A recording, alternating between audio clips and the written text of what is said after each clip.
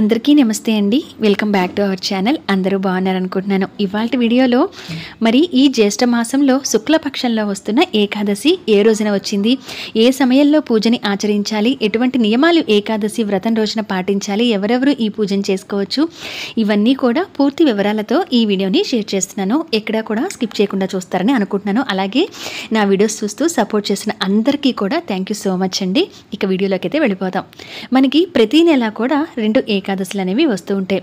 ప్రతి ఏకాదశి కూడా ఏదో ఒక విశిష్టత కలిగి ఉంటుంది. అలాగే స్వామివారికి ఇష్టమైన తిథుల్లో ఏకాదశి తిథి అనేది ఒకటి. ఈ రోజున స్వామివారిని ప్రత్యేకంగా విష్ణుమూర్తి లక్ష్మీదేవిని ఆరాధిస్తూ ఉంటాం కదా.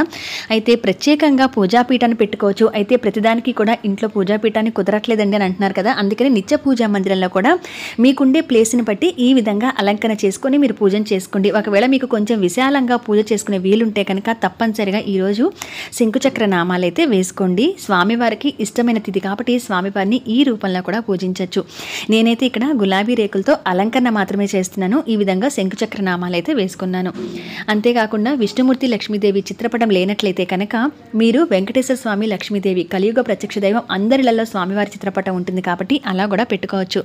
మరి ఈసారి ఈ జ్యేష్ఠ మాసంలో వచ్చిన ఈ ఏకాదశి ఏ రోజున వచ్చింది అని అంటే మనకి శుక్రవారం జూన్ 6వ తారీఖు మనకి ఏకాదశి. అయితే ముందుగా మనం గమనించవలసింది జూన్ 5వ తారీఖు దశపాపహర దశమి ఎంతో విశేషమండి. ఈ రోజున గంగా స్నానాన్ని ఆచరిస్తే కనుక 10 రకాల పాపాలను తెలిసి తెలియక మనం మాట్లాడే మాటల ద్వారా కానీ మనం చేసే పనుల ద్వారా కానీ వచ్చే పాపాలు ఏవైతే ఉన్నాయో అవన్నీ కూడా పోగొట్టుకొని బయటపడవచ్చట వాటి నుంచి. అంతేకాకుండా గంగా స్నానాన్ని మరి అందరం ఆచరించలేం కనుక ఇంట్లో స్నానం చేస్తున్నప్పుడు కూడా ఆ రోజున అంటే జూన్ 5వ తారీఖు గురువారం గంగానదిని స్మరించుకుంటూ గనక స్నానం చేసినట్లయితే కనీసం కొంతైనా గంగా స్నానాన్ని ఆచరించిన ఫలితం అయితే దక్కి మనకి ఈ దశపాపహర దశమి అంటే 10 రకాల పాపాలు పోతాయి కాబట్టి మనకి ఆ ప్రతిఫలం అయితే దక్కుతుంది. ఒకవేళ మీ ఇంట్లో గంగా నీళ్లు ఉంటే కనుక స్నానం చేసే వాటర్లో కొంచెమైనా కలుపుకొని ఇంట్లో కుటుంబ సభ్యులందరూ కూడా తప్పనిసరిగా ఈ రోజున స్నానాన్ని ఆచరించండి. ఇది దశపాపహర దశమి గురువారం నాడు వచ్చింది. ఆ రోజున దత్తాత్రేయ స్వామి వారికి కానీ హయగ్రీవ స్వామికి కానీ అలాగే మీరు గురువుగా భావించే ఏ స్వామికైనా వెంకటేశ్వర స్వామికి కానీ అమ్మవారికి మీ ఇష్టదైవం సుబ్రహ్మణ్యేశ్వర స్వామి బాబా ఇలా మీరు ఎవరిని పూజించాలనుకున్నా కూడా ఆ రోజున పూజించుకోవచ్చు. అయితే ఇక వచ్చింది మనకి శుక్రవారం 6వ తారీఖు ఏకాదశి. దీనిని నిర్జల ఏకాదశి అని అంటారు.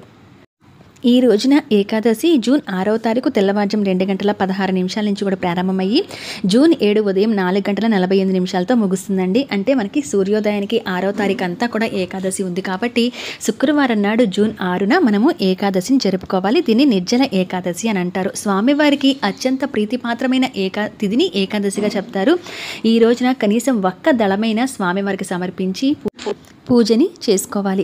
విష్ణు సహస్రనామాన్ని ఈ రోజున పఠించాలి. స్వామివారికి అష్టోత్తరాలతోనూ అలాగే శుక్రవారం ఎంతో ప్రత్యేకం కాబట్టి అమ్మవారికి స్వామివారిని పూజించిన చోట అమ్మవారు, అమ్మవారిని పూజించిన చోట స్వామివారు ఉంటారట. అందుకనే ప్రత్యేకంగా శుక్రవారం కలిసి వచ్చింది కాబట్టి లక్ష్మీదేవి అమ్మవారికి కూడా విశేషంగా పూజన చేసుకోండి. తులసి దళాన్ని సమర్పిస్తూ అమ్మవారివి స్వామివారి అష్టోత్తరాలు అలాగే ఈ ఏకాదశి తిథి అనేది ప్రత్యేకం కనుక విష్ణు సహస్రనామాన్ని పఠించడం, కనకధారా స్తోత్రాన్ని చదవటం, మహాలక్ష్మాష్టకం కానీ శ్రీ సూక్తం కానీ ఇటువంటివి ప్రత్యేకంగా పఠిస్తూ కూడా పూజను ఆచరించండి.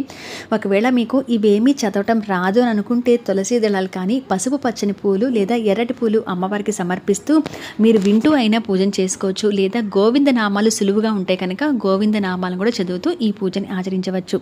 పూజని బ్రహ్మముహూర్తంలో చేస్తే కనుక ఎప్పుడు కూడా స్వామివారికి చెందుతుంది అని అంటారు. మీరు చేయగలిగితే అంత తెల్లవారుజామున పూజను చేసుకోవటం, ఒకవేళ లేకపోతే మామూలుగా ఉదయం సమయంలో అయినా పూజను చేసుకోవచ్చు లేదా సాయంత్రం వేళలో కూడా చేసుకోవచ్చు. అయితే ఏకాదశి వ్రతానికి ఒక ప్రత్యేక నియమం ఏంటంటే ఉపవాసంతో చేసిన ఏకాదశి ప్రతిఫలం అనేది 1000 రెట్లు ఉంటుందట. ఆరోగ్యం బాగుండి మీరంతా కూడా సహకరించి ఇంట్లో కుటుంబ సభ్యుల నుంచి కానీ మీ పరిస్థితులు కానీ సహకరించి మీరు ఉపవాసం ఉండగలము అని అనుకుంటే కనుక దశమి రోజు నుంచి అంటే జూన్ 5వ తారీఖు నుంచే మీరు ఉపవాసం అనేది రాత్రి నుంచి కూడా ఉండి అంటే రాత్రి ఏమీ తినకుండా ఉండి భోజనం లాంటివి చేయకుండా ఉండి 6 అంతా కూడా శుక్రవారం ఉపవాసం ఉండి 7 ఉపవాసం నిర్వహించాలి. ఆ పారణ సమయాన్ని కూడా నేను ఈ వీడియోలో షేర్ చేస్తాను. ఈ విధంగా పూర్తిగా ఉపవాసం ఉంటూ స్వామివారి పూజను చేసుకొని కొంతమంది పూర్తిగా ఉపవాసం ఉండలేము, ఆకలికి ఉండలేము అనుకున్న వాళ్ళు వారు పాలు, కాఫీ, పండ్లు ఇటువంటివి తీసుకోవచ్చు. కొంతమంది గోధుమ రవ్వ ఉప్మా, చపాతీ ఇటువంటివి కూడా తింటూ ఉంటారు. మరి కొంతమంది ఉదయం నుంచి ఏమీ తినకుండా ఉండి రాత్రిపూట ఏదైనా ఫలహారం లాంటివి తీసుకుంటారు. ఏకాదశి తిథుల్లో ప్రత్యేకంగా ఏకాదశి వ్రతాన్ని చేస్తున్న వారైతే బియ్యం లాంటి పదార్థాలకు బియ్యాన్ని ముట్టుకోరు. అంటే పొంగల్ కానీ, అలాగే పులిహోర కానీ ఇలా రైస్తో చేసినవి ఏవి ముట్టుకోరు అనమాట, తినరు. అటువంటి వాళ్ళు ఇలా గోధుమ ఉప్మా, గోధుమ చపాతీ కానీ అటువంటివి తింటూ ఉంటారు. పాలు, పండ్లు తీసుకుంటూ ఉంటారు. ఒకవేళ మేము పూర్తిగా ఉపవాసం ఉండలేము అనుకున్న వాళ్ళు ఉదయం నుంచి అటువంటివి తింటూ రాత్రి వేళలో ఏదైనా ఫలహారం లాంటిది అంటే టిఫిన్ లాంటివి తింటమే మంచిది. రైస్ తింటాం ఇష్టం లేని వాళ్ళైతే కనుక ఈ విధంగా ఉపవాసం ఉంటూ కూడా చేయొచ్చు. అయితే పూర్తిగా ఉపవాసం ఉంటాము, మేము ఏకాదశి వ్రతాన్ని ఆచరిస్తున్నాము అనుకున్న వారు జాగరణ చేస్తుంటారు చాలామంది. అటువంటి వాళ్ళైతే స్వామివారి నామాలతోనూ, గోవింద నామాలతోనూ విష్ణు సహస్రనామాన్ని పఠిస్తూ దైవ చింతనలో మాత్రమే జాగరణ చేయవలసి ఉంటుంది. అటువంటి చిన్న చిన్న నియమాలు అయితే పాటించండి. ఆరోగ్యం సహకరించిన వారందరూ ఈ రోజున తప్పనిసరిగా తలస్నానాన్ని ఆచరించండి.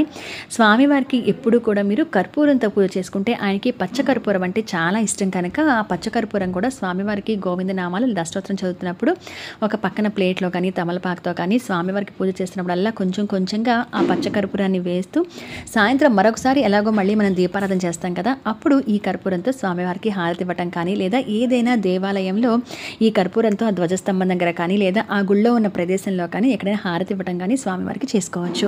అమ్మవారికి కూడా చేస్తున్నప్పుడు మంగళకరమైన వస్తువులు, పసుపు కొమ్ములు, చీటి గాజులు ఇటువంటి వాటితో, శుక్రవారం కదండి మరి ఎంతో ప్రత్యేకం కాబట్టి అమ్మవారికి ఇష్టమైన రోజు కదా, కాబట్టి ఆ విధంగా కూడా మీరు అమ్మవారికి కూడా పూజ చేసుకోవచ్చు. ఇలా స్వామివారి పాదాలున్న, విగ్రహాలున్న, పటమున్న ఎలా అయినా మీరు పూజ చేసుకోవచ్చు. ఈ రోజున పిండి దీపాలు అనేవి 1, 2, 3, 5, 7 ఇలా ఎన్ని పిండి దీపాలైనా వెలిగించుకోవచ్చు.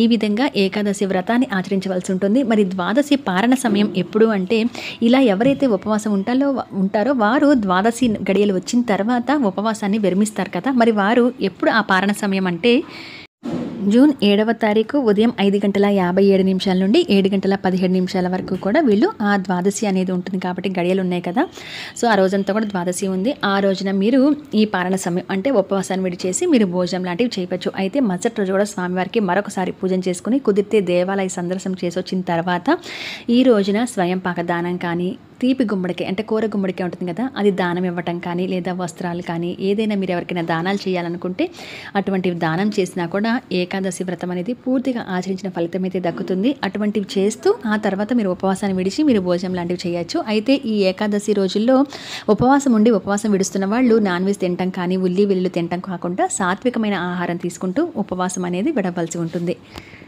అయితే ఈ ఏకాదశి అనేది నిర్జల ఏకాదశి కాబట్టి నీరు కూడా తాగకుండా ఉపవాసం ఉండే ఏకాదశి అని చెప్తారు.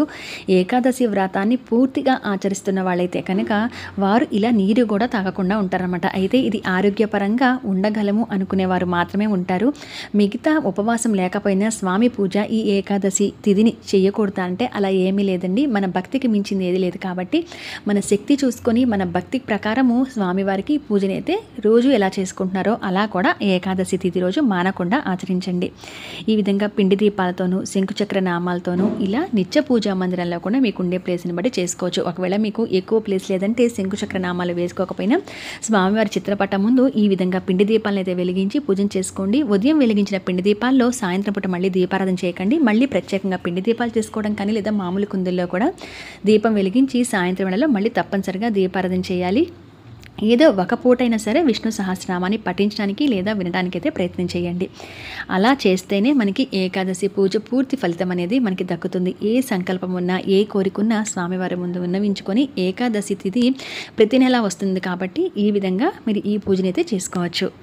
ప్రత్యేకంగా పూజాపీఠం పెట్టిన ఇలా దేవుని మంత్రాలు చేసుకున్న శుక్రవారం కాబట్టి ఇవేమీ కదిలించకుండా శనివారం శుభ్రపరచుకోండి. ఇదండి నిర్జల ఏకాదశి పూజా విధానం. ఈ ఇన్ఫర్మేషన్ మీకు యూజ్ అవుతుంది అనుకుంటున్నాను. నచ్చిన వాళ్ళు షేర్ చేయండి, లైక్ చేయండి. మరొక మంచి వీడియోలో మళ్ళీ కలుస్తా. నమస్కారం.